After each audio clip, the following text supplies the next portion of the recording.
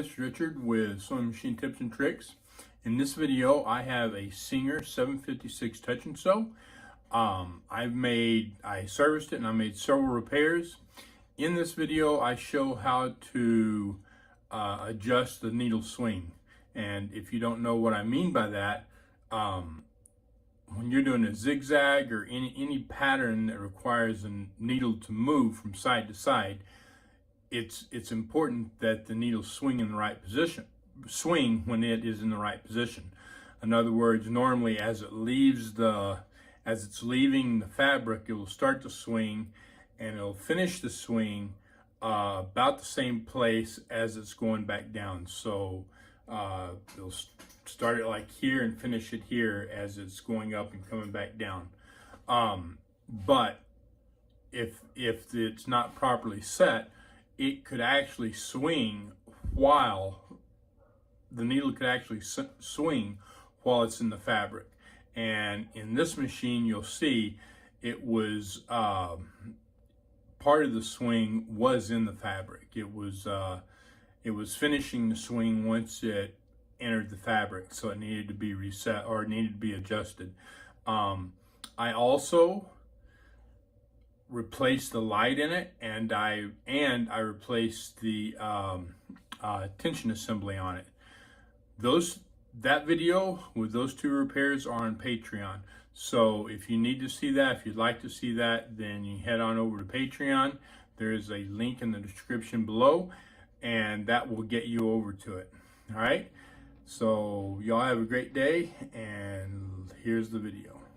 I have a Singer touch and sew 756, and I've been working on it, getting it fixed, servicing it, doing a fair amount of work to it. Once I got done, or I thought I was pretty much done, and I tested it, it sewed a straight stitch just fine. But when I put it on zigzag, it had a problem.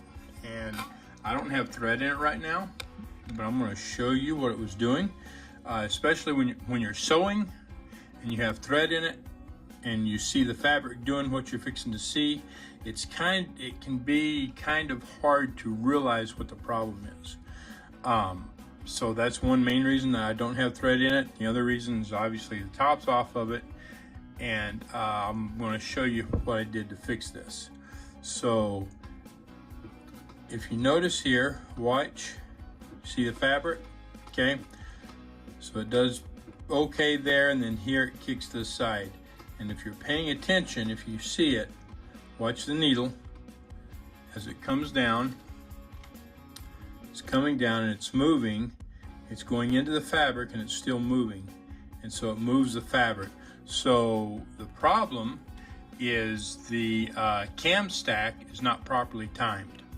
All right, the cam stack timing is not properly timed. Now, different touch and sews have different ways of timing, setting the timing. I say they have different ways. For the most part, the main part of it is the same. It's just how it's aligned is a little bit different. So I'm going to show you a way to do this that should work on most any touch and sew. Should. All right, so now, again, the needle's still moving as it's going down. The optimum place for the needle to move, okay, is it starts moving about right here, and it finishes moving right about here, okay? And it's not doing that exactly, all right, obviously. As you can see, definitely not there. So what you want to do, you're going to make sure that you are turning the hand wheel forward. Okay, if you're turning it backwards and you do this, then your timing will be off. It will be like 180 degrees out, which means that the needle will move when it's down, not up. Okay, so you're going to turn it, and as it starts up, just as it leaves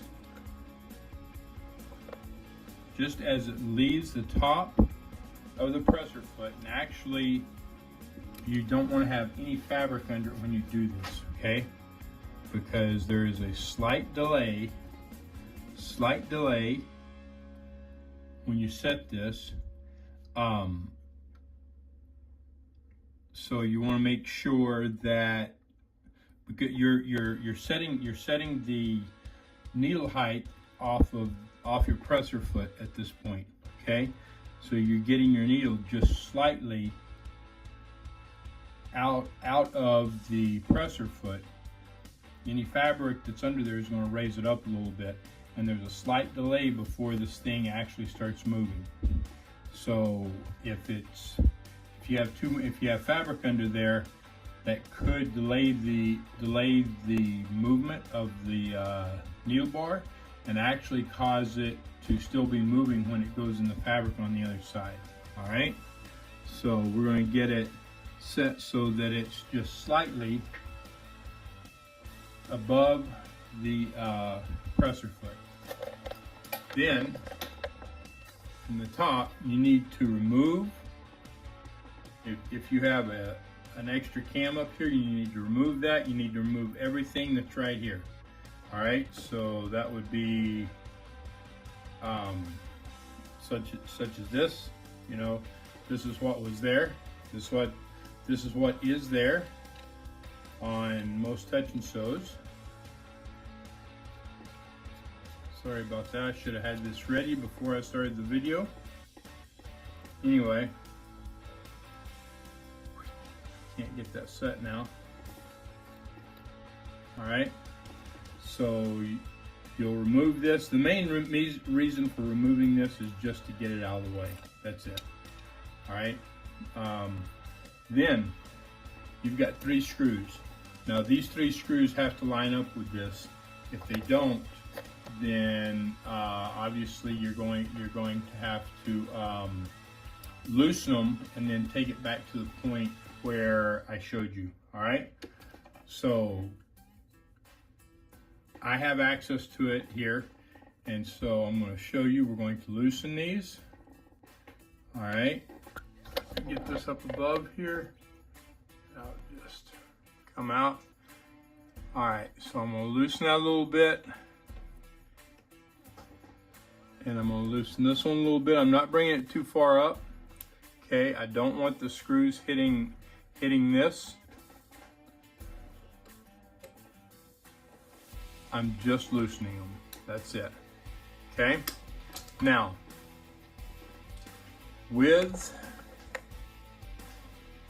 I'm on the upstroke.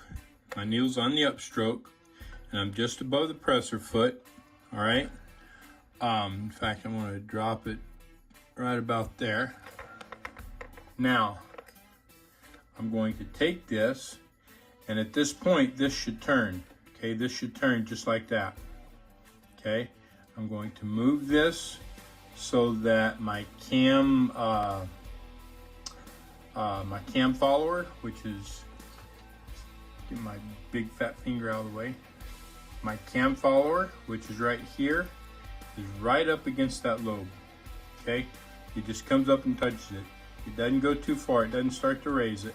Okay, it just comes up and touches it, and that's it. And now I'm going to tighten those screws back up.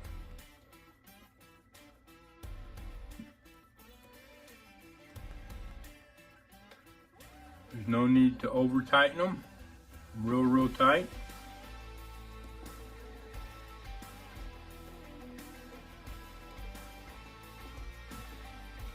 Okay, there it is. Now, this thing should be timed. Okay. So it starts moving there. It's done by right there. Starts moving, and it's done. So let's see. Let's see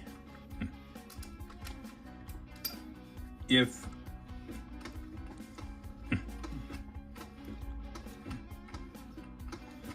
okay, there we are. There it is. It is working fine. It's not the needle's not moving while it's still in the fabric. Again, this is not how the service manual says to time this, and each service manual for each different model is going to be a little bit different. For the most part, loosening the screws and moving that cam stack is the same, but most of them have timing marks. I don't see any timing marks on this, so I'm not quite sure what the actual procedure is for it per the service manual, but this is how it will work for just about any one of these touch and sews. All right, if you have any questions, let me know. Now, I do have something else for you to tell you. Okay, this cam stack, when I went to do it, I knew that it moved, because they all do. They all turn when you loosen these screws, but I couldn't get it to turn. It would not turn, and it was completely and totally froze up. At that point, you have to remove the entire cam stack, and you have to take the cam stack off of the cam stack gear. And I had to take it off, and I had to clean it up real good. I had to use sandpaper on it a good bit, and then grease it and put it back together. That's not necessarily an easy task to do.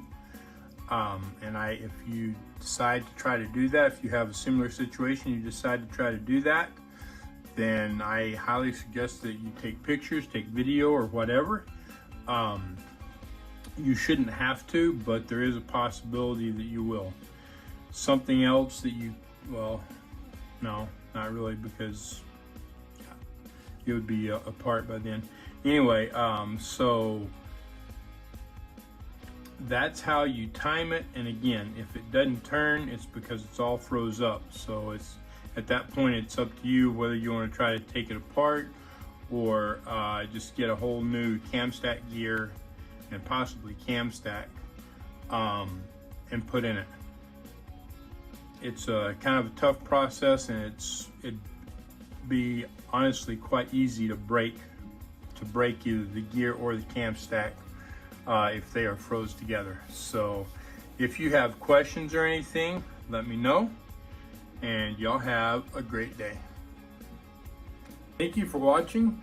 Let me know in the comments which touch and sew do you have? Do you have a 756, or is it another one?